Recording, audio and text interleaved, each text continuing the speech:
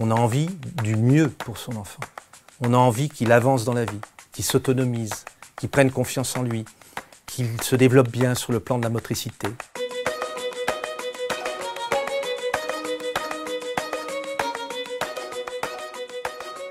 Parfois, ça peut être utile d'être un peu accompagné.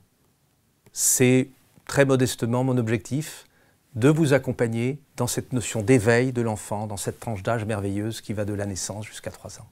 Je m'appelle Arnaud Fersdorf, je suis pédiatre. Je suis plus particulièrement pédiatre et animateur. J'exerce dans la belle ville de Strasbourg. J'ai monté le site Pédiatre Online il y a plus de 25 ans. Du coup, il était tout à fait naturel pour moi d'écrire un tel ouvrage, 140 jeux d'éveil pour préparer son enfant à la maternelle, en sachant que ce n'est pas que la maternelle qui est en ligne de compte, parce que la maternelle, bien sûr, mais au fond, la maternelle, les enfants ont chacun un âge un peu différent. La première année, ils n'ont pas tous le même âge. C'est aussi pour préparer l'enfant à la vie, tout simplement. L'éveil sensoriel, la motricité, la mémorisation, la prise de confiance en lui, etc., etc.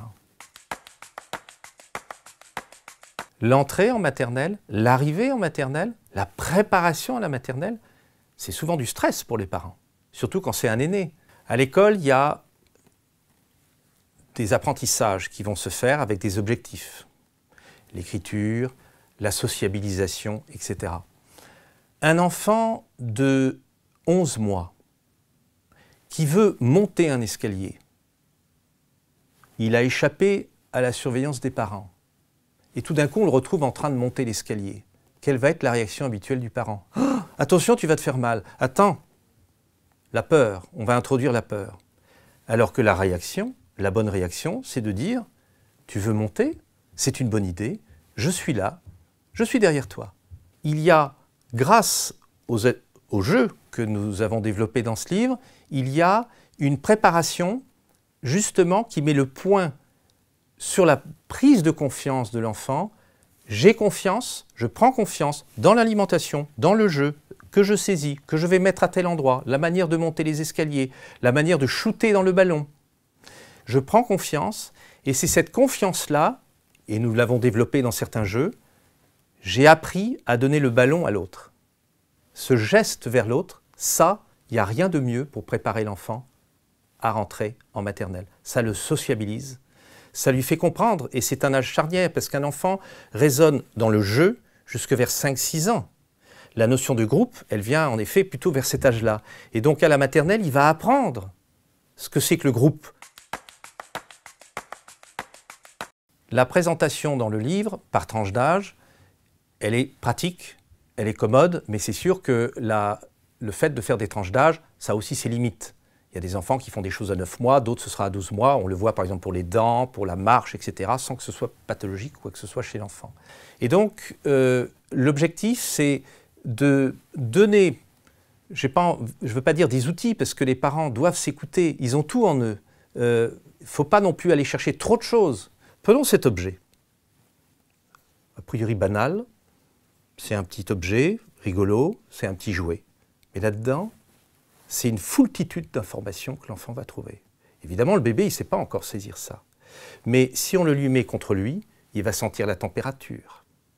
Il va sentir la forme de l'objet. C'est ce qu'il fait avec ses mains. Un bébé de 3 mois, 2 mois, 6 semaines même, déjà, qui met les mains dans la bouche, ce n'est pas uniquement parce qu'il a mal aux dents, ce n'est pas pour se masser les gencives parce qu'il est en pleine poussée dentaire, mais c'est aussi pour découvrir ses mains. Par le biais de la bouche, la sensorialité, il découvre la forme de ses mains. L'étape suivante, ça va être les pieds qu'il va saisir, il va tirer dessus, il découvre son corps, etc., etc. Une fois qu'il sait se développer dans la motricité fine, dans la motricité globale, dans la mémorisation, dans la sensorialité, etc., eh bien, une fois qu'il aura le geste de fermer sur un petit objet ou d'ouvrir, eh bien, l'objet sera dans sa main et rien que ça, tout se développe.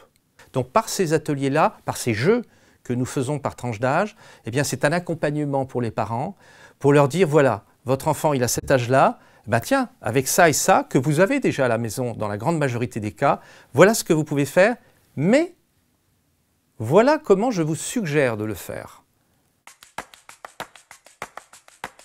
L'objectif, c'est évidemment d'apprendre des choses. On apprend toujours, tout le monde, on apprend tous.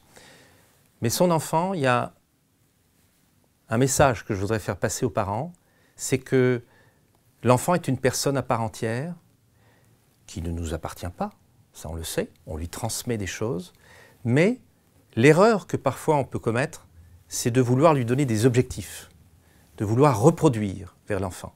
Et du coup, quand on veut reproduire, on est dans une espèce de compétition presque. Ce n'est pas ce que l'enfant a besoin d'entendre, c'est lui qui va le faire tout seul. En fait, ce qui compte, c'est d'écouter son enfant et de ne pas chercher à reproduire ce qu'on a connu soi-même dans sa propre enfance.